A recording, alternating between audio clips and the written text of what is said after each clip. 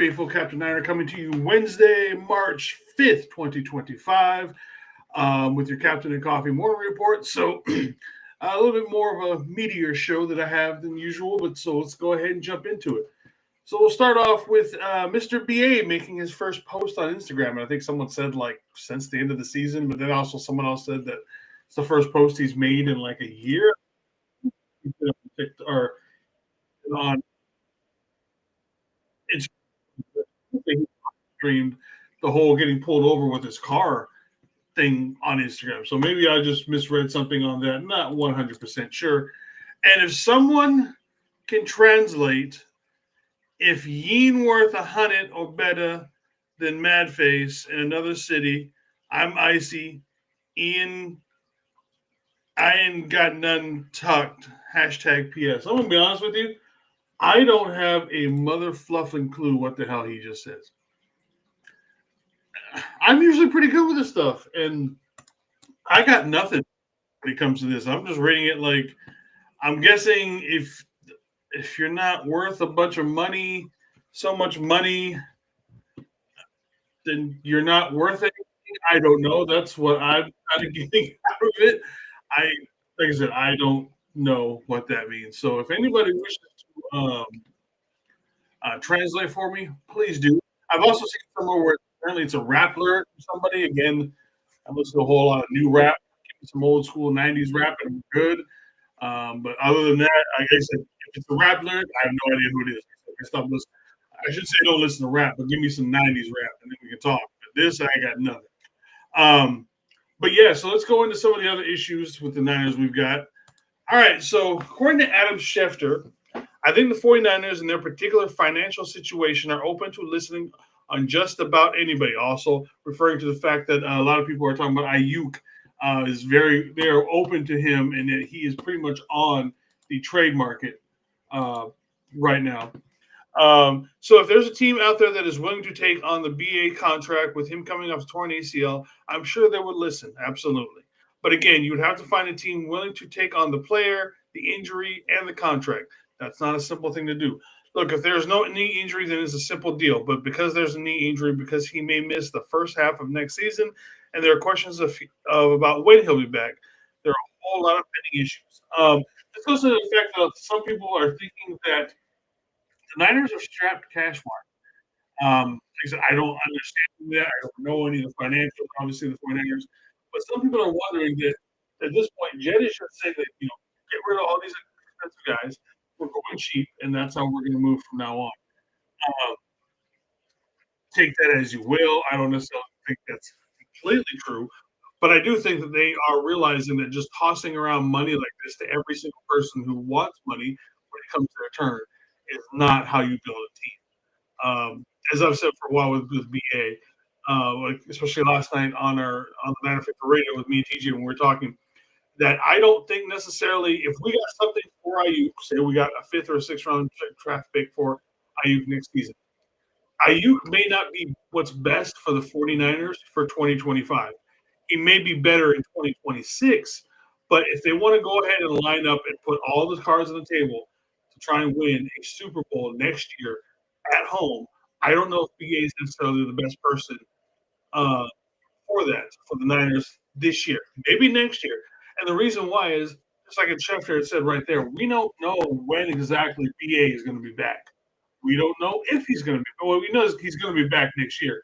We just don't know when BA is going to be back. And for that matter, we don't know in what condition BA is going to be back next year. Again, he's not coming off of just a simple ACL meniscus tear where it's just one thing. It's he tore all three major ligaments in his knee. It's a hard one to come back from. A lot of guys, you're never quite the same. So we don't know what version of BA we're going to get. That said, if he doesn't come back until November, December next year, it takes him a month or two to get ready. Is that what's best for the Niners next season? Again, this is my idea for going into next season, is that maybe next season BA isn't what this team needs. If that means that we have to dump something to get somebody who's going to be available all next season, I understand that thought process. Like I said, I still like BA, so don't get it twisted with the fact that I think we should automatically get rid of BA. But the idea is to go in fully next season. BA may not be that person depending on how he comes back, how long it takes him to get back, all that kind of stuff. So I think that a lot of that's also looking for that point of view too. Is that we've got to get rid of some. We have to get somebody on the field who's going to be ready to help this team day one. And I don't know if BA is going to be that person next season. All right. And then we also got the 49ers have approached Kyle Juszczyk for another pay restructure, aka take a little bit less money again. And again, once again, going into the season, going into this one again, if he doesn't restructure, most likely um, he will be cut. Uh, Again, I love Juszczyk, love everything that he does. He doesn't play your prototypical, fullback. You're a smaller lineman that can run kind of fast and just blocks everything. He does so much out of the backfield. We're going to get 3 or 4 plays every year out of Juice where he catches that deep ball, down the sidelines because everybody's forgotten about him, and he just kind of trickles down the sideline. Next thing you know, he's open for 40, 50 yards.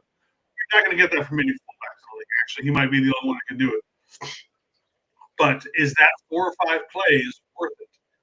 We did see that we started using him a lot more on the goal line last season, especially when we were down to about our 19th running back and stuff at one point. So again, if he wins it, another player just like Debo and BA with me, he's one of my personal favorites on the team. What exactly is going for all that money? So yeah, I think we end up releasing, honestly. One person on this list I think we end up releasing. I do believe it is going to be Juice. All right, and then going into the next one, according to Jason Lockenfora, the 49ers are playing hardball with Purdy is very on brand. Starting your offer on $45 million a year is something. Basically, it has been leaked. Take this obviously with a grain of salt because we don't know that the 49ers opening offer to Brock is $45 million a year, which is significantly lower than any starting quarterback has been getting, especially one that has had success. Tua's getting 52. Lawrence is getting like 52 and a half. And these are guys that Brock has obviously outplayed and done way better than. And we know Dak's getting, 55? But Dak's a whole different situation. The whole Dak contract was stupid by Jerry, but that's a whole different subject. But starting him that much lower than some of these other guys where he's outperformed is insane. Now, yes, there can be a lot to be saying that this is a negotiation and they're going to start out going low. But again, I've also said this at the same time situations when it comes to contracts. They go so low, they almost insult the player, and that's part of the reason why everything gets so rough. I understand negotiating. They go a little bit higher, you go a little bit lower. I get it. The point is that the 49ers seem to go so low, it's almost like an intentional insult to the player. Like, why do we have to go that hard? We don't, like we have no other option right now at quarterback. There's literally nobody else on this roster. We have Tanner Mordecai. That's it. Are you willing to wager the fact of putting this next year's season on the line of Tanner Mordecai rather than paying Brock some more money? To me, that makes absolutely no sense. Again, we have nobody else really down the pipeline but Tanner Mordecai. There's no, unless you plan on going after free agents, maybe get Kirk Cousins, Flacco. If that's your best idea, and that's all you're going with, and that's the reason why you're playing hardball with Brock Purdy, that's just ridiculous. So again, it's just the 49ers going way low ball out of contract yet again. We'll see what it ends up turning into. Now you can also get a 3-year deal, $45 million a year, guaranteed all 3 years, which that'd be 135 in 3 years. Which if you give me 135 guaranteed over 3 years, not so bad. But again, with them going hardball, it just makes for absolutely no sense at all. Again, for this team. And then as far as from SF 49ers, we've got plenty of teams that are looking at Jordan Mason, which I am not surprised at. We seem to be pretty high on Orlando. We've also got Isaac Taylor, and then